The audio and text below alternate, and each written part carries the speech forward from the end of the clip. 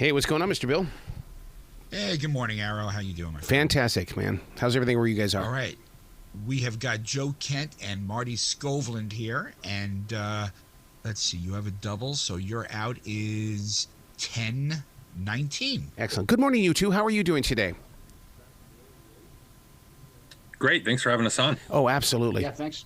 Joe, I got to tell you, first and foremost, thank you so much for serving our nation the way that you have, because, I mean, you've taken it to so many different levels, along with your wife as well. And, Marty, thank you for bringing this forward, because we need more stories like this, because there's a lot of disconnection and a lot of disrespect right now, and we need leaders to step forward saying, hey, there was a journey and there still is a journey that needs to take place.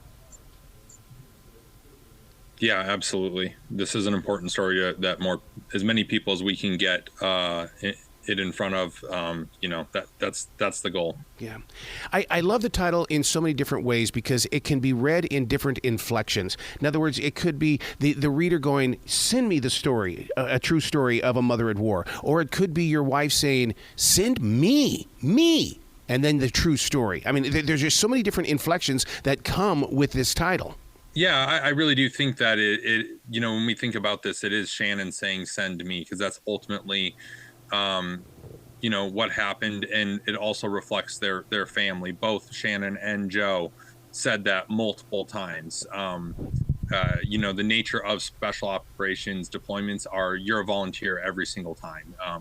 And they made the conscious choice every time to go forward on behalf of their country. And it's a very, very accurate title for this book. Now, Joe, I've run into that many times when I'm blessed with the opportunity to talk to the men and women that have served this nation, is that I will thank them for what they have done, and they go, I was doing my job. I was told to go in there. I did exactly what I was supposed to do. Are we wronging you by thanking you? I mean, what is the best way to approach it? Yeah, that's a funny question. I think it's different for every veteran.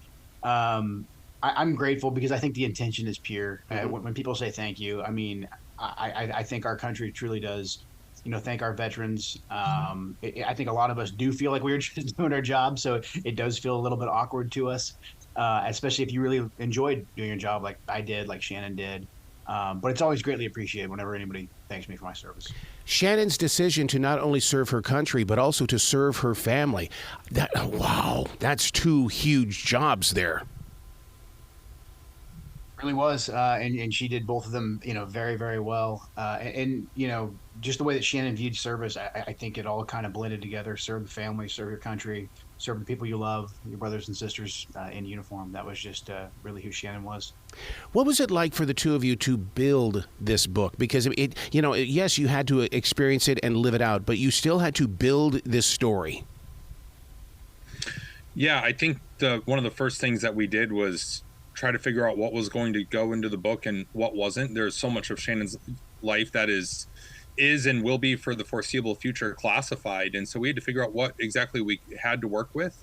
We weren't trying to spill any sort of national secrets by writing this book, but just tell Shannon's story and then figuring out the chronology of it and get as many you'll notice as you go through the book that there's a lot of little vignettes that kind of build towards the end of the book, and hopefully people really see the journey that Shannon went on and when her and Joe met up, and then the journey that they both went on together, and the trials and tribulations that they both experienced, all leading up to this sort of crash course at the end of Shannon with ISIS and all the little exits that could have happened and things like not being able to be accepted into the PhD program after she was accepted, but because of Navy rules. And it just, there's so many different things there that hopefully we got the right parts of Shannon's life into this book for the most compelling narrative and to do our best in telling Shannon's truth.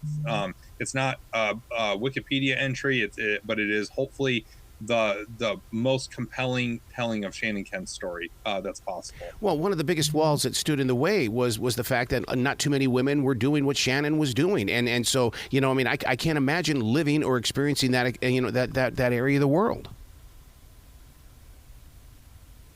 Yeah, I think that was one of the things, Joe just talked about how they loved their jobs. And for Shannon, I think she really loved diving into other cultures and experiencing it. I mean, there's parts in the book where we talk about how she would watch Arabic language movies and listen to Arabic language music, read the books. I mean, she enjoyed the food.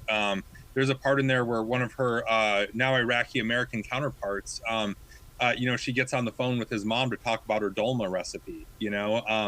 It really is fascinating the way that she threw herself into this work and into great effect as far as the military going after their mission of going after terrorism and the very most high value targets within that mission. Joe, I mean, I can't imagine what you go through today, seeing what is happening on our own soils, because it feels like that we're being terrorized by our own people. Yeah, I mean, you just look at what's happening in major cities just to the south of me in Portland, Oregon, and then I think college campuses throughout the country, just watching the erosion of law and order, and just really watching a part of our country, a segment of our country that seems to be at war with the American way of life, and really with just Western civilization in general. It's heartbreaking to see, but I don't think that's the majority of Americans. Right. I think as long as people stay active and stay engaged, especially in exercising their civic duties and responsibilities of voting, that we can get out of this, we can restore law and order, and we can actually be the country that we're supposed to be.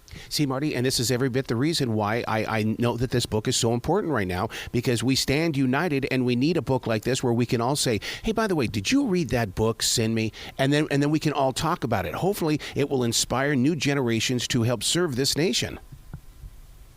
Yeah, I look at I've got 2 young daughters right now. I know it's going to be required reading for them when they get a little bit older, and there's a lot of other people, whether they're a veteran that served in intelligence of either gender, or a female veteran who feels like they don't know a way to tell their story and how they played their part, or maybe have a hard time getting people to believe that they did what they did. I've talked to many veterans that have that problem, and so this is a book that maybe they can point to and say, hey, I'm not Shannon Kent, but I know this world, or see that this is another woman that did this line of work, or went and served her country on the front lines. And hopefully just for everybody else, it's a recognition of just how much sacrifice was made over the past 20 years of war, and is continuing to happen in hot spots around the world. Now, Joe, what was that like to go through the editing process? Because I mean, I've talked with generals who tell me, you know what, there were a lot of things that ended up on the editing floor. I mean, it had to be the same situation for you and Shannon. Yeah, I mean, there was, how do you summarize someone's life in whatever 300 pages or so? It's challenging to do. So, Marty and I did a lot of writing, rewriting. We had a heavy eye towards making sure we didn't expose anybody who was still operating, in the intelligence world, in the special operations world. I'm really happy with the final product that we came out with. I think we did a good job of telling Shannon's story. But yeah, it's, you write, you pour your heart into things, and there's certain things that, don't end up making it in, but that's just because we're trying to, keep things in a readable and easily digestible format. Marty, I'll tell you what, man, kudos to you in the way that you brought this story forward, because to sit down with Joe and ask questions, I can't imagine what his facial expressions were when you asked questions that he could not answer because of the law. Yeah, I think that's one of the reasons that Joe and I, work together on this is I come from a similar background, and I knew that the areas to ask around. And in some places I knew areas to, push maybe a little bit harder, but Joe was really great from the very first. I originally wrote an article about Shannon that led to the book, but when I sat down to do that very first interview, Shannon had only passed a few weeks prior, and I thought it was going to be this horrible thing to sit down with Joe, and he was so mission focused right from the get-go on making sure Shannon's story was told and told right, that it actually made it really, really easy. I mean, we both had the same, we were both aligned on, hey, there's no reason to put anybody, any individuals still serving in danger or jeopardize any future operations in telling Shannon's story. Shannon would not have been okay with that. It would have been disingenuous to do that in Shannon's name. So, we were both very, very aligned on that. But it was because of the fact of hey, so much of Shannon's life and work were and are going to continue to be classified, it did make it somewhat challenging to find the places that we could talk about. And what that really, you'll notice in the book, we don't talk a lot of, despite the fact that we put literal binary code on the cover of the book, we don't get a lot into the technical aspects of her job. We really focused on the human engagements, her language skills, her ability to extract information from people, sometimes people unwilling to give that information, at least initially. So we found a way to still talk a lot about what she did while still avoiding the stuff that just it's not the right time to talk about it. Shannon was cryptologic. She was a technician. I mean, that's listening beyond sound. She heard things that most people walk right by. To be with somebody that does that, I can't imagine what you went through as a family man. Yeah, I mean, Shannon and I really, connected because we were both in special operations. So I kind of understood, what she did. I didn't have the same linguistic skills that she did. But that was really what made our relationship work, is that we both understood each other in a way that would have made it very difficult if one of us just would have been a regular civilian. We definitely had our struggles, as any couple and any family does, trying to balance, work and family life. But the fact that we could communicate with each other clearly and be honest about where we were going, what we were doing, that was, very key for our relationship. What's really interesting about this, Joe, is the fact that when I first picked up the book, I thought, wow, this is a true-to-life story of Mr. and Mrs. Smith, that movie. Yeah, you're definitely not the first person that's made that observation. We never thought of it that way because it was just our lives and it's what we were used to. But it's interesting. After Shannon was killed, some of our neighbors and friends in the neighborhood that we lived in, they said, yeah, we knew you were a Green Beret and you deployed and stuff, but we really had no idea what Shannon did. Wow. We thought that Shannon had an office job somewhere. We had no idea who she truly was, and they're pretty amazed by just how humble and really seemingly normal she was, while at the same time having this very extraordinary elite job. Wow. Marty, how were you able to peel back the layers and bring out the love story? I mean, because there's so many dynamics here, but yet you went right to the heart. Joe really was the guy responsible for picking what parts of their relationship, and he wrote a lot of the dialogue that you see between him and Shannon is what he wrote. And I've got to just give so much credit to Joe with how I mean, I don't mean to sound like cheeky or anything, but like he was brave in the way he put that out there. A lot of people would be very uncomfortable in talking about their relationship as honestly as Joe was. And I think he did a great service, not just to telling Shannon's story, but for a lot of other people out there, a lot of other military couples or couples who both husband and wife have a very demanding professional career. I think that he said, like, hey, even at this level, we go through this stuff. Even at this level, we have the same struggles. I thought it was an incredible asset to the book. And, I tried to put the building blocks around there to support that. But Joe really was the guy that made the love story in the book what it was.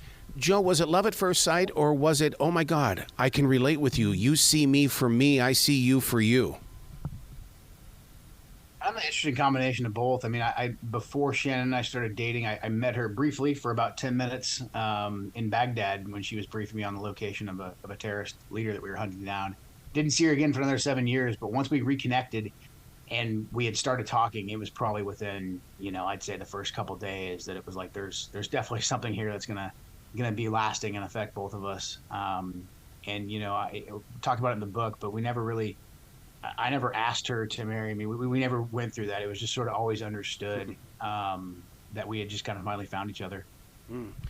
Do you find yourself, Marty, digging in and telling other stories? Because you're right, there are a lot of U.S. men and women who do not want to go beyond serving this nation, beyond the call. But yet their stories need to be shared, because it was Oliver North. Colonel Oliver North is the one that told me, you are not a broadcaster unless you're telling the story of the men and women that have served this nation.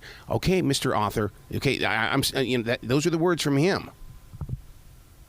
Yeah, I guess what drew me into this line of work to begin with is I was just passionate about telling the stories of other service members and just very human stories. Even when you look at some of my conflict reporting and things like that, I always tried to focus on the humans. And a lot of times, it's been with the sort of ground rules of no names, no faces, right? A lot of my embeds have been with special operations, and how do you tell a human story about somebody that you can't even say their name? And I think that's what made me probably a good person to help tackle Shannon's story. But it is a passion of mine that these are stories that deserve to be told, and they are a little bit, the experience of the War on Terror veteran. A lot of it is very similar to past wars. We all have that connective tissue there, but there's a lot of things that are unique to the War on Terror too, that past generations of veterans weren't necessarily exposed to, or it's just different, not less or more, just different. So I think it's really, really important that we tell these stories and try to encourage as many other veterans to tell their story as possible too. Joe, there have been many authors that have served our nation that have they've gone the route of the novel. In other words, they can't tell you the truth of what was going on or use real people's names, but they base spy stories. Are you going to go in that route at all? Actually, I've never considered that. Now that I've gotten a taste for writing, there's times where that sounds really appealing, but then at the same time, I'm not really sure. I really just wanted to tell Shannon's story as honestly as possible. I don't know how much of a fiction writer I would be. There's a lot of other guys out there that do that really well. Yeah. You talk about writing. I mean, that writing is what I promote all the time. And that's one of the things that, that we need to be doing more. How has your life changed since you have found that computer screen or if you were just using a tablet with a writing instrument? I had I've written a decent amount before, but mostly kind of like just the facts, being in the military, being in intelligence. When you watch Jason Bourne movies, you never see Jason Bourne type reports, but that's actually about 75% of working in intelligence. But I'd never written anything raw and emotional like I did in this book. And so it's definitely, it was a game changer for me. It helped me, cope with the loss of Shannon. So it was very therapeutic in a way. And it's something that I would encourage veterans to write down your story. A big regret that I have of my time in the military, I really wish I would have done some journaling. Yeah. If I would have told 21-year-old 23-year-old me to do some journaling, I understand why a lot of young men will laugh at that, but I really wish I would have done that. I wish I would have taken more pictures. So now as a veteran, to sit down and at least write your stories, if nothing else, just so your kids have something to read later on, I think it's really important. I think it's very important that kids that are going to read this, or young adults that are going to read this, they sit down with their parents and they get them and they write it for them, if anything, because I didn't get that opportunity with my father, and he served our nation in World War II. I learned so much in his final moments that it's like, Dad, why did it take you 60 years for you to tell me this? It just blows me away. So we've got to get these stories out there because they're going to be lost forever, guys. Amen. I couldn't agree more, and it's it is the reason that we know about the Spartans at Thermopylae, or what happened during the Civil War or the Revolutionary War and these acts of it's because somebody wrote it down. And if you don't write it down, it will be lost to history. It just will, and I share a similar regret, even though I have now made my life's work to be a professional writer. I have the same regret as Joe. Man, I wish I would have done some journaling while I was in. I wish I would have taken more pictures too. The few things that I do have are such cherished possessions for me now at this point. I wish I would have done more of it. I got to be honest with you when it comes to that journaling, because I've been a journaler since July of 1994. The one thing that the two of you would probably have to face: what happens when it's time for us to transition? Who gets the books? That's what I'm facing right now as a 30-year writer. I think your kids are a good place to start. Yeah, right. I get that. So one of the things that you bring up in this book that haunts me really deeply, and that is the term hunting humans. I never even put those words together until I found this book. That's what we do in special operations, especially the special operations intelligence world. That's something that in the war on terror, hunting down terrorists, we've perfected. We continue to refine and continue to perfect. But when you really look at the core of what Shannon did, you can use terms like linguist, you can use terms like cryptological technician, you can say human intelligence. But at the end of the day, her job ultimately was to hunt down the human beings that we are after, so that we could kill or capture them. Right. As a writer, I call that hidden speak. How did you guys break that code inside your family when it's so easy to talk in code? Well, luckily, Shannon and I both having the same security clearances. We spoke pretty frankly with each other. And so we didn't really have to dance around the topic too much. I mean, we both understood what it was all about at the end of the day. And, you know, if you look at pictures of Shannon and you look at some of her artwork, I mean, she was a bright and bubbly person. But she was all business. I mean, she joined because of 9/11. And so she had a pretty burning desire to hunt down people that sought to do us harm or had harmed us and, you know, have them meet their maker. Wow. So now a lot of people don't realize this, but podcasting started in the 1980s because the writers wanted to have their voices heard. Are you guys going to take this to the next level of a podcast and share the journey and share some sound? I think, you know, Joe does a lot of media these days. I think you, Joe, I think it'd be fair to say that you basically do have your own podcast, Nice. right? Out there quite a bit, yeah. I do a lot of media. So yeah, I mean, we're making our rounds now on a lot of the big podcasts. There'll be quite a few, I think, pretty mainline ones coming up here this month. So people stay tuned. They'll probably see me or Marty or both of us on some of the bigger podcast platforms. Is there a website that you can send people to find out more about the two of you? If you Google send me or anywhere you buy books, it's available. Yeah. So just send me an Amazon or anywhere that you can buy books, and that page will come up. Once again, Joe, thank you so much for serving this nation. And Marty, thank you for sharing the stories, which is also serving this nation and the generations of tomorrow. Thanks for having us on. Thank you. We really appreciate it. Well, you guys be brilliant today, okay? Will do.